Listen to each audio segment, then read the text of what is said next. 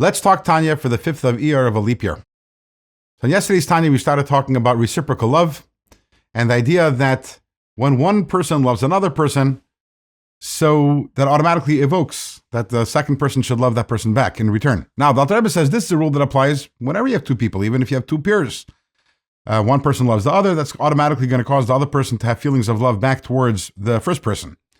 But the Alter Rebbe says this idea is amplified when there is an imbalance. And the greater the imbalance, the greater the love. What do I mean by that? When a greater person demonstrates love to a lower person, and the greater person and the lowlier person, the greater that the love that the lower person is going to exhibit back to the greater person. And Alter Rebbe gives an example. It's quite descriptive. He says, imagine a king, a great king, a mighty king. And the king, one day, he departs his palace, and he's followed by his entire entourage, and he heads out of town. And there, at the outskirts of town, there is a garbage dump. And sitting in the garbage dump, there's a commoner over there, a lowly person, who's actually not only sitting in the garbage dump, but also covered with filth.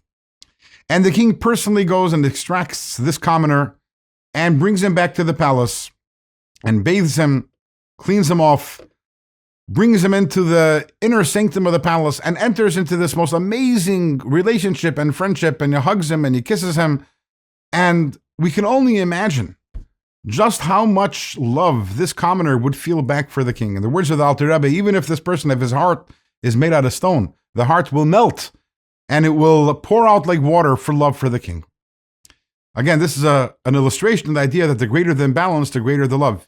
You know, if a one peer shows love to another peer, it's not going to be so awesome and so powerful, the love that's returned. But in this case, it's going to be incredible.